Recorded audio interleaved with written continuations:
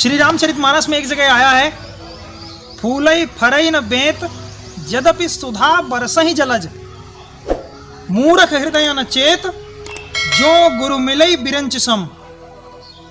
तुलसीदास जी ने हर एक विषय को बहुत ही अच्छे तरीके से और बहुत ही सरल शब्दों में श्री रामचरितमानस में समझाया है, लेकिन है क्या, लोग पढ़ना नहीं चाहते। आज हमने हर व्यक्ति को सुधारने का ठेका ले लिया है। सामने वाला ये कहता है कि अगर हम नहीं करेंगे तो दूसरा कौन करेगा। मानता हूँ कि हम नहीं समझाएंगे, दूसरा नहीं समझाएगा तो समझाएगा कौन। उससे पहले एक बात और आती है जो हमने नहीं पढ़ी, तुलसीदास जी ने बताई कि मूर्ख के हृदय में कभी भी चेतना नहीं जागृत हो सकती। फूलई फरई न बेंत, एक बेंत होता है जो हम लोग बुजुर्गों के हाथ में देखते हैं, इस तरीके से होता है। बेंत लेकर के बुजुर्ग चलते हैं। वो एक लकड़ी होती है, एक पेड़ होता है, एक फसल होती है।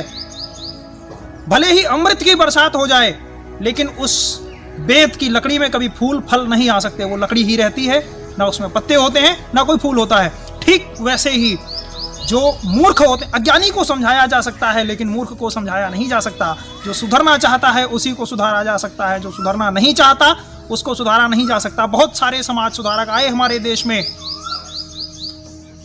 करपात्री जी महाराज, जिन्होंने गाय को लेकर के आवाज उठाई, उनका क्या किया गया, उनको एक जेल में बंद किया गया और फिर बाहर से मच्छरों को पकड़वा करके उसी कमरे में छोड़ दिया गया। दुर्दशा हुई उनकी। एक छोटी सी कथा आती है कि एक बार कुछ बंदर, एक पौधा होता है, पेड़ होता है जिसके पत्ते सर्दियों के समय में लाल दिखते हैं आग की तरह। बंदरों ने उन पत्तों को इकट्ठा किया और कुछ बंदर इधर उधर से बैठ के आग हाथ सेकने लगे, ताप रहे थे। हमारे शब्दों में, हमारी भाषा में बोलते हैं तापना, आग तापना। आग ताप रहे थे। वहां पर एक विद्वान कबूतर आया, उसने कहा कि आप किसी झाड़ी में छिप जाओ, यहां पर कोई आपको गर्मी नहीं मिलने वाली। बंदरों में से जो बूढ़ा बंदर था उसने कहा कि ज्यादा बक बक मत करो, नहीं तो तुमको अभी पटक के मारेंगे और इसी आग में भूनेंगे फिर खाएंगे।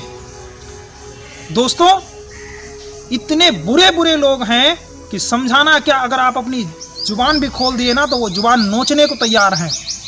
यही हुआ उस कबूतर के साथ। कबूतर बेचारा फिर से नहीं माना और बंदरों ने उसको पटक के मार डाला। आज हमारे समाज में जितने भी ज्ञानी पुरुष हैं, जितने भी श्रेष्ठ पुरुष हैं, उनका चुप रह जाना ही बेहतर है। क्यों? अगर चुप नहीं रहे तो उखाड़ दिए जाओगे। सभी समाज सुधारकों के साथ ऐसा होता है। राजीव दीक्षित जी महाराज, उनका भी यही हश्र हुआ। जितने भी आप नाम गिनाइए समाज सुधारकों के, सबके साथ वही होता है। लेकिन अपना कर्म करते रहना चाहिए। अगर हम नहीं करेंगे तो कौन करेगा। लेकिन सबसे बड़ी बात ये देख लेना चाहिए कि सामने वाला सुधरना चाहता भी है या नहीं। आज हमारे लोग, हमारे साथ के रहने वाले बोलते हैं कि भैया आप तो आगे निकल गए, हमारे भी बच्चे को साथ में रख लीजिए, शायद आपके साथ सुधर जाएगा। नहीं सुधरेगा भाई। अगर सुधरना चाहता है तो वो कहीं भी सुधर सकता है, नहीं सुधरना चाहता है तो कहीं भी रह के नहीं सुधर सकता।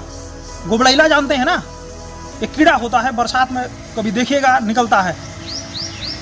जो मैला होता है, लेटरिन होती है, उसमें से वो गोली बना करके और उसी पे चढ़ता है। आप उसको उठा करके घी में डाल दीजिए, शहद में डाल दीजिए, लेकिन वो जाएगा वहीं। उसका स्वभाव बन गया है, उसके खून में बस गया है, नसों में घुस गया है अपराध उसके। वो मैला नहीं छोड़ेगा। आप उसको कितना भी कुछ कर दीजिए ना, व्यक्ति का स्वभाव और उसकी आदतें जैसी हो जाती हैं वैसी ही हो जाती हैं। तो आप सभी को अगर ये वीडियो पसंद आई है तो लाइक करें, कमेंट करें और चैनल सब्सक्राइब करें। अन्य लोगों को भी भेजें जिससे उनको भी जानकारी मिले। अगर कोई आपका प्रश्न है तो आप कमेंट के माध्यम से हमसे पूछ सकते हैं। अगर आपको कोई विषय, किसी भी धार्मिक विषय से संबंधित, अध्यात्म से संबंधित किसी भी तरह से अगर कोई जानकारी आपको चाहिए तो आप हमें प्रश्न के माध्यम से कमेंट में पूछ सकते हैं। मैं अगली वीडियो उसी से संबंधित लेकर के आऊँगा। जय श्री राम।